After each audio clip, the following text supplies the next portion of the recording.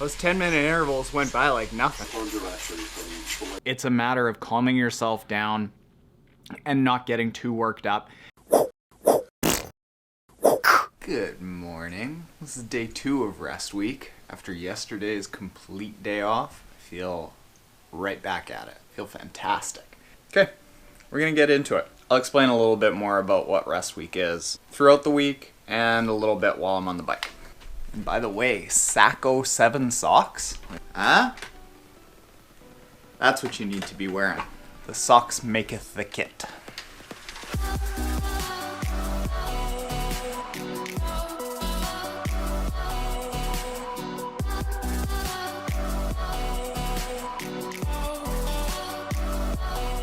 Woo! Yeah, rest week is not a total week off. As you can see, this workout was 45 minutes of effort with 25 minutes of intensity, where similar workout last week was 60 minutes of effort with 35 minutes of intensity. It's not that much different. It's just enough of a lower workload that our body can catch back up. 40 minutes later, and I'm ready for a 5-minute cool down. After one day off yesterday and a big sleep last night, I feel great. Those 10-minute intervals went by like nothing. Last week I was struggling to get through them. As you can see, rest week isn't a total week off. If you did that, your body would start seizing up. In a couple days, it realizes that you're not working out anymore and it goes back to its old habits. The idea behind gradually increasing your difficulty in all the workouts, your workload, your intensity, your volume, is that you want to constantly be overloading your body to the point that your body goes, holy shit, if this is gonna do this to me, I better get stronger and faster so that I can handle it. But the idea is to get your body on a trajectory of increasing its speed and strength, and then when you give yourself a rest week or a taper week, if you continue to do some workouts, you're basically tricking your body into continuing to get stronger and faster, but because your workload is going down, you're creating this nice gap where you're getting a lot of speed, but also a lot of rest.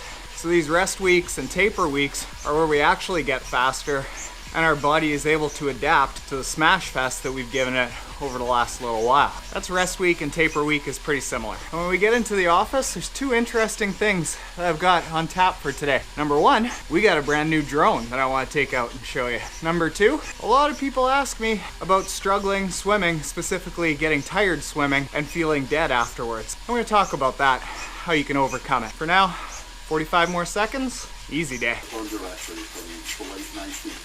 One of the most common questions that I get in Instagram, Twitter, YouTube, all on the internets is something along the lines of, do I feel exhausted after a swim? How do I catch my breath during a swim? How do I not struggle during a swim? How do I swim better? How do I not feel like I'm gonna die during a swim? Biggest thing that people need to change is their approach in the swim. With all other sports, basically, the harder you go, the more you work, the better you're gonna do. Swimming is not like that. Swimming is a lot more like yoga or Tai Chi or like, I don't know, billiards, where it's actually more the technique that is gonna help you. So if you approach the swim from a standpoint of like, I am gonna go in there and I'm gonna swim so hard, I'm gonna swim the shirt out of that pool, you're going in with the wrong mindset. When I first went into masters swimming, there were like 60, 70-year-old men and women that were swimming circles around me. They were way lanes up, and that wasn't because they were any fitter than I was. I would go out and be able to bike and run and just walk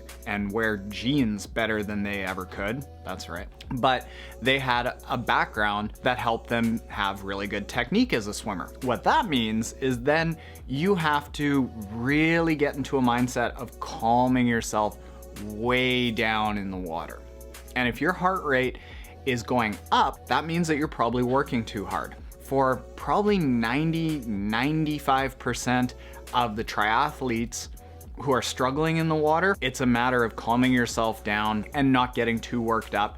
And if you do that, you're gonna be able to get through the swim much better, because then you can focus on your technique and not thrash through the water. And when you thrash through the water, you burn oxygen, you run out of air, you lose the catch in the water, so you're not grabbing it and pushing yourself forward nearly as fast as you should be. Well, there are a couple of different things that you can do to start slowing yourself down in the water. Number one, learning how to float. And a really easy way to do this is go up to the edge of the pool, put your hands at the edge of the pool to hold yourself up, and just kick as lightly as you possibly can to get your legs to come up to the water. And then as you get comfortable with that, slowly push yourself off of the wall and get used to the feeling of just moving slowly across the top of the water. Well, the next things that you could do are drills in a shallow end where you're not so worried about sinking to the bottom of the pool because you can always just stand up. So what you can do is once you've got that method of floating down, start going through drills where you're just kicking really lightly across the surface of the pool and get used to having your face stuffed in the water and blowing out bubbles. The key is to learn how to get your legs to float, and it's a bad word, but basically do the dead man's float so that you don't have to worry about keeping yourself up by kicking. I realized that one thing that you could do that would really help with this is actually monitor your heart rate in the pool. And my, say, really comfortable working out heart rate is somewhere in between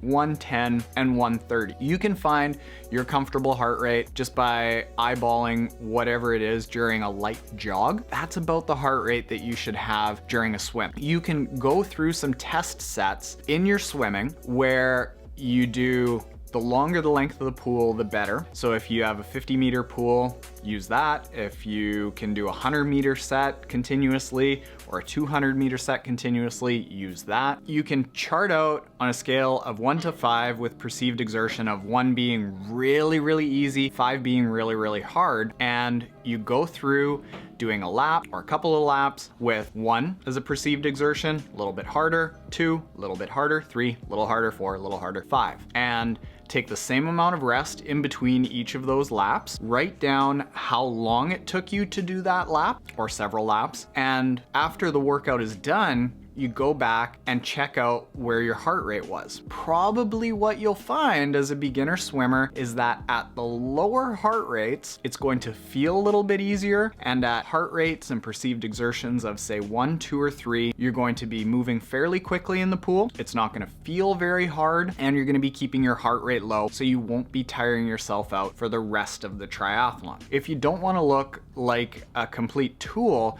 and be walking into a pool with a heart rate strap, you might be a little bit self-conscious about that. I've been pimping out the LifeTrack Zoom HR for the last month or so, and I realized that this has heart rate detection right on your wrist without a strap. I will put a link in the description below to where you can find it because it is a new product. It isn't an affiliate link, but they've been really good to me, sponsored a few of these videos, and it's a pretty neat little device.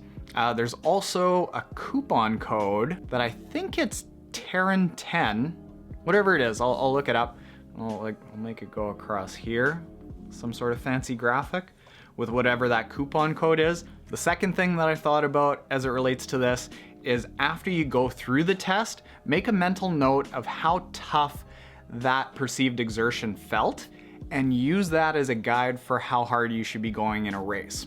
Swimming is easily the hardest aspect of getting into triathlon if you didn't come from a swimming background. I'll do my best to talk about swimming as much as possible. Let me know whatever questions you have in the comments below always. And for the rest of the day, it is my goal to test out our new drone. So I'm not gonna say goodbye now because I'm gonna try to say goodbye through the drone. See you with that.